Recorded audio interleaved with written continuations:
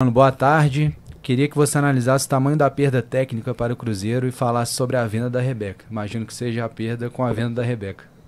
Que inclusive a Duda falou de convocadas e tal, ela que também teve Sim. a convocação para a seleção de base, né?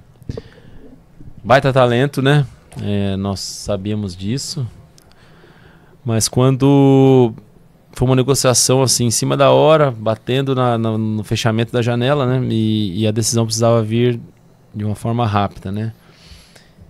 Eu acho que é o tipo de situação também que se tiver muito tempo para pensar, não atrapalha, porque cada dia vendo a Rebeca em campo, com certeza a gente vai sentir a falta que ela faria, né? E naturalmente vai fazer. A gente está consciente da perda técnica, o que é grande. A Rebeca, ela não está pronta no sentido de, resolver todos os problemas das cabulosas do Cruzeiro, mas era uma menina que vinha trabalhando a sua consistência, ou seja, ela tem um potencial. O potencial dela é solucionar lances de forma tecnicamente incríveis. Viradas de jogo, finalização de fora da área, infiltração, um passe entre linhas, um bom jogo aéreo no meio campo. A questão é, por ser jovem, ela oscilava muito. Então, grandes lances e muitas vezes outros lances não tão bons. E jogos, mas isso é natural. Eu fui treinador de categoria de base, isso para mim, isso não me assusta. Pelo contrário, eu sei que é assim e tá tudo certo. A gente vai trabalhar e melhorar a consistência dela.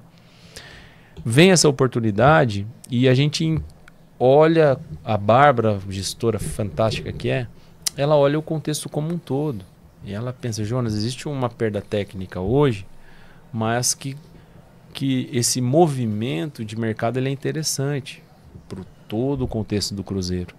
A repercussão que foi colocar o Cruzeiro nesse nicho, nesse pool de times que são vistos em termos de mercado, sim, não só atrai, né, mas atrai olhos para entrar e atrai olhos para você vender também, né? Você cria um fluxo que antes não existia.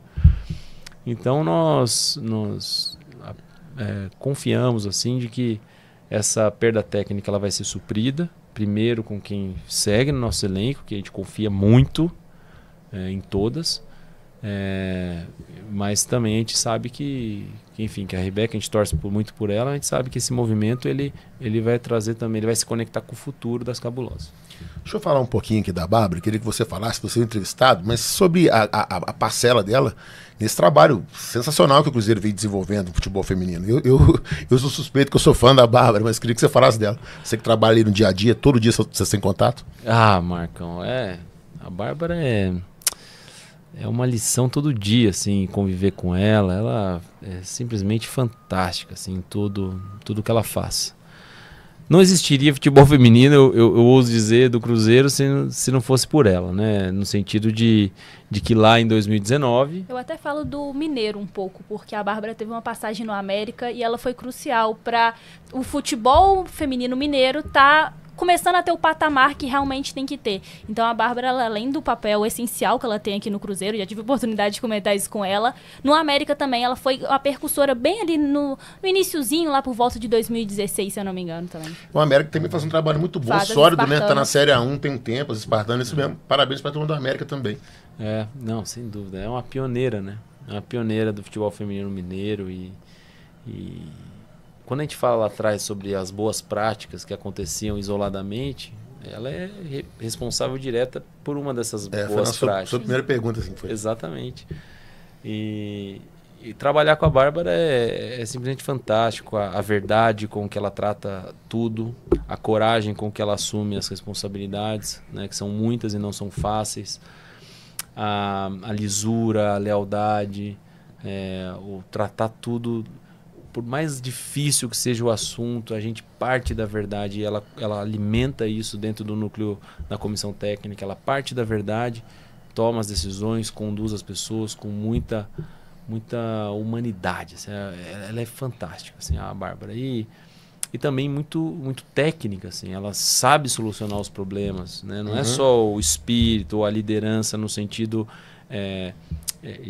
digamos assim, de relação, mas também é muito técnica, muito preparada, conhece o futebol, conhece o que é legislação de futebol, conhece o que é bastidor, conhece tudo, como funciona a máquina, e toma decisões assim, desde âmbito logístico, assim, detalhes logísticos assim, que vão ser fundamentais para a gente entrar em campo em Caxias do Sul na melhor condição possível, até questões assim de relação direta com o CBF, em como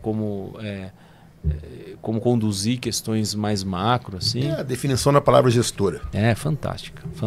E tem até um ponto que eu sempre falo, que eu não tô falando isso agora porque eu tô aqui no Cruzeiro, não, mas é a transparência, principalmente no feminino. Eu falava que eu enchia a paciência da Maria Clara, assessora aqui, que falava assim, Maria, me arruma uma entrevista com fulana. Sempre esteve muito à disposição. Essa transparência na comunicação que o Cruzeiro tem é realmente muito importante, e muito por parte também da Bárbara, que sempre, na final do Campeonato Mineiro Feminino, justamente, ela ficou comigo, conversou, explicou uma situação que tinha acontecido ali de ingresso, foi super transparente, resolveu o problema ali, não teve que ter uma grande repercussão. E Jonas, até mudando um pouquinho de assunto, já falando daqui 2 anos, Copa do Mundo de 2027 vai ser aqui no Brasil. A CBF demorou para entregar o calendário desse ano, muito cobrado, a gente da imprensa cobrou muito, os clubes cobraram bastante, perdeu patrocínio também no Campeonato Brasileiro, foram 3 patrocínios. Então, o que a gente pode esperar? Você que está mais nesse meio, está dentro desse meio, dessa Copa do Mundo de 2027. A gente tem mais um chãozinho aí para percorrer também?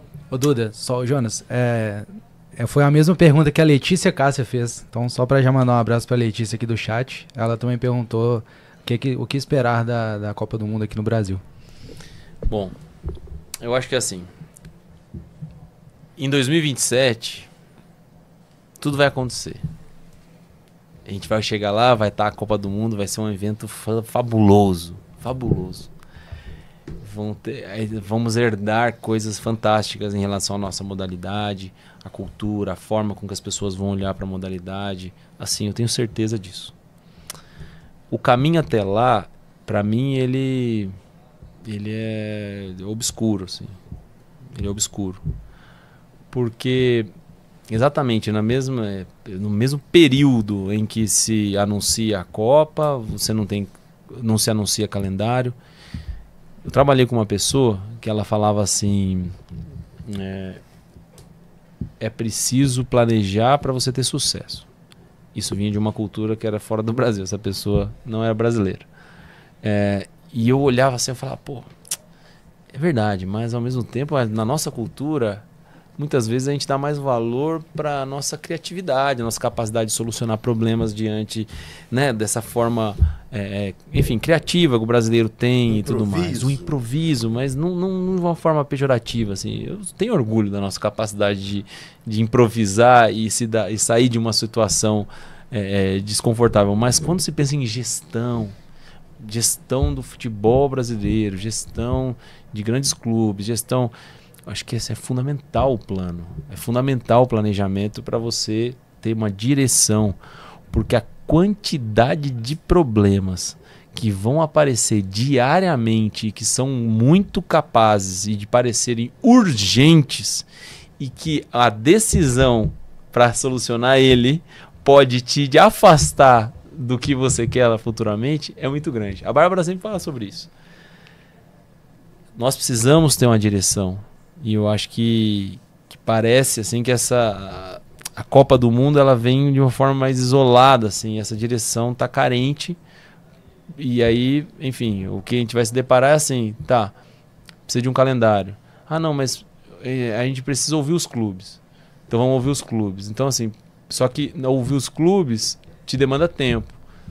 Perdeu um mês, perdeu o patrocinador. Então assim, uma coisa influencia a outra. Agora, se você tem uma direção, talvez você consiga fazer com que gerenciar o caminho de uma forma que você preserve o que é importante para caminhar na direção que você quer.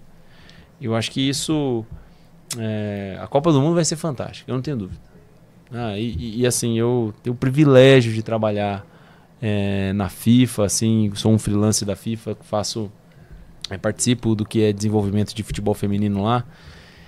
E assim, quando eles entram, assim, a coisa fica fantástica, assim, fica muito profissional, fica muito mas eu acho que o caminho até lá a gente pode se deparar com outros obstáculos produzidos por nós mesmos, assim, por falta de plano, assim, de caminho, e eu torço muito para que o aprendizado em relação às consequências negativas da falta de planejamento desse ano, que ele seja redirecionado para os próximos.